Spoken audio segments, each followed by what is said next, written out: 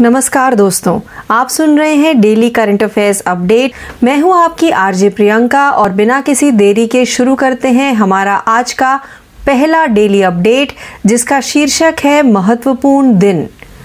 विश्व सुनामी दिवस 5 नवंबर। हर साल 5 नवंबर को विश्व सुनामी जागरूकता दिवस सुनामी जागरूकता बढ़ाने और जोखिम में कमी के लिए नवीन दृष्टिकोण साझा करने के लिए मनाया जाता है। पिछले 100 वर्षों में सुनामी ने 2,60,000 से अधिक लोगों की जान ले ली है। यह प्रति सुनामी में औसतन 4,600 मौतों का कारण है, जो किसी भी अन्य प्राकृतिक खतरे के लिए मरने वालों की संख्या से अधिक है। दिसंबर 2004 में हिंद महासागर में आई सुनामी ने सबसे अधिक जान ली, जो 14 देशों में 2,27,000 होने का अनुमान है। विश्व सुनामी जागरूकता दिवस 2022 की थीम हर सुनामी से पहले प्रारंभिक चेतावनी और प्रारंभिक कार्रवाई है। आइए आगे बढ़ते हैं हमारे दूसरे डेली अपडेट की तरफ, जिसका शीर्षक है नियुक्ति। शेफाली जुनेजा को संयुक्त राष्ट्र की वायु परिवहन समिति के अध्यक्ष के रूप में नामित किया गया। डॉक्टर शेफाली जुनेजा को अंतर्राष्ट्रीय नागरिक उड्डयन संगठन ICAO की वायु परिवहन समिति ATC के अध्यक्ष के रूप में नामित किया गया है, जो ऐसा करने वाली 28 वर्षों में पहली भारतीय बन गई है। मंत्रालय के अधिकारियों ने कहा कि भारत 28 साल बाद महत्वपूर्ण समिति की अध्यक्षता करेगा और अब तक केवल 2 बार ATC की अध्यक्षता करने का अवसर मिला है। ATC कन्वेंशन में निर्दिष्ट हवाई परिवहन मामलों पर परिषद का सलाहकार निकाय है और वायु परिवहन को प्रभावित करने वाली किसी भी अन्य मुद्दे पर परिषद द्वारा या अध्यक्ष द्वारा इसकी ओर से संदर्भित किया जाता है। आइए आगे बढ़ते हैं हमारे तीसरे डेली अपडेट की तरफ, जिसका शीर्षक है योजनाएं और समितियां। दिल्ली LG VK सक्सेना ने शुरू की समृद्धि योजना। राष्ट्रीय राजधानी में संपत्ति मालिकों के लिए एक बड़ी राहत में LG विनय कुमार सक्सेना ने दिल्ली की अधिकृत और नियमित कॉलोनियों के निवासियों के लिए एकमुश्त संपत्ति माफी योजना शुरू की। Strengthening and augmentation of municipal revenue for infrastructure development in Delhi समृद्धि योजना के तहत लोगों को आवासीय संपत्तियों के लिए वर्तमान और लंबित 5 वर्षों की मूल राशि का भुगतान करना होगा और वाणिज्यिक संपत्तियों के लिए 6 साल का भुगतान करना होगा, जिसके पश्चात वे जुर्माना और ब्याज सहित सभी लंबित बकाया पर छूट प्राप्त कर सकेंगे। आइए आगे बढ़ते हैं हमारे चौथे डेली अपडेट की तरफ, जिसका शीर्षक है पुरस्कार। श्रीमती द्रौपदी मुर्मू ने राष्ट्रपति के अंगरक्षकों को सिल्वर ट्रम्पेट और ट्रम्पेट बैनर प्रदान किया। भारत की राष्ट्रपति श्रीमती द्रौपदी मुर्मू ने राष्ट्रपति भवन में आयोजित एक समारोह में राष्ट्रपति के अंगरक्षक PBG को सिल्वर ट्रम्पेट और ट्रम्पेट बैनर भेंट किया।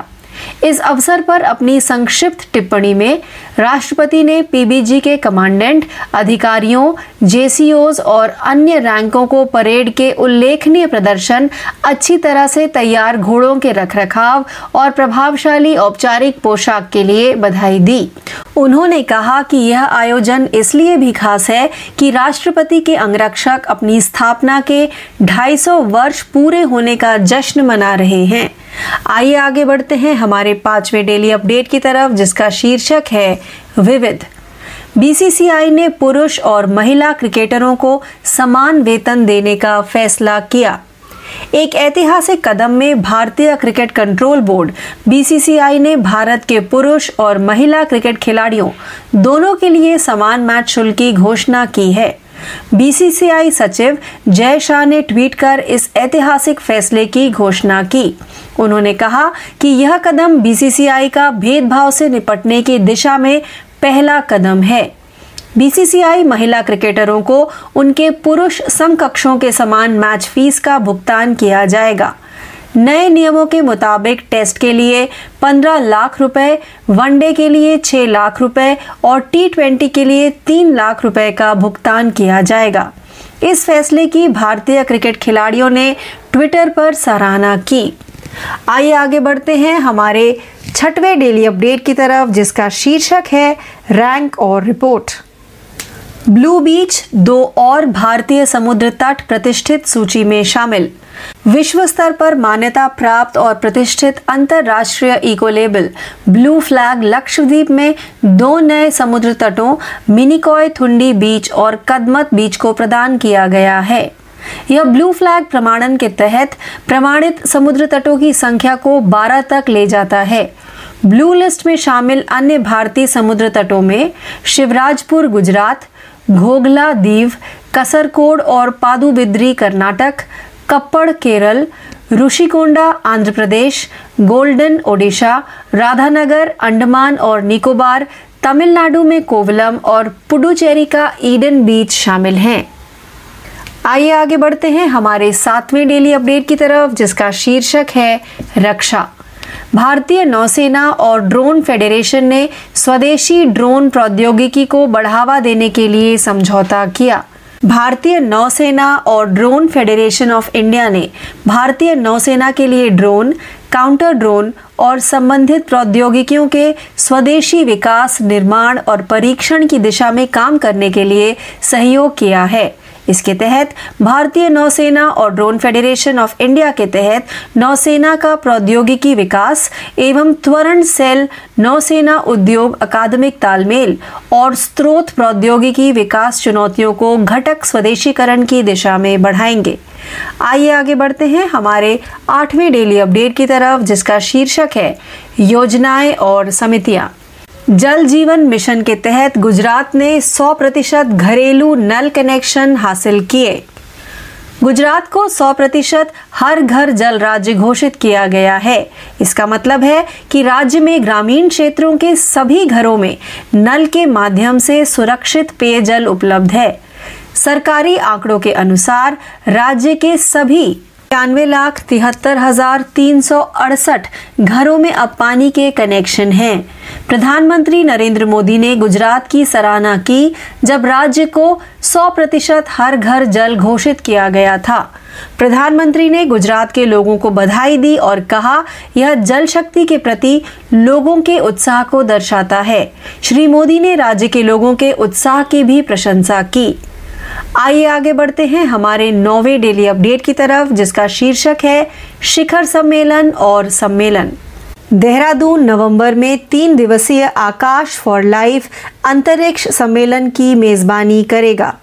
भारतीय दार्शनिक परंपरा और आधुनिक विज्ञान के तालमेल के आधार पर अंतरिक्ष, जलवायु परिवर्तन और पर्यावरण संबंधी चिंताओं के समाधान को आकार देने के लिए विभिन्न अंतरिक्ष और विज्ञान विभागों और उत्तराखंड सरकार के सहयोग से देहरादून में 5 से 6 नवंबर तक आकाश फॉर लाइफ पर एक राष्ट्रीय सम्मेलन आयोजित किया जा रहा है।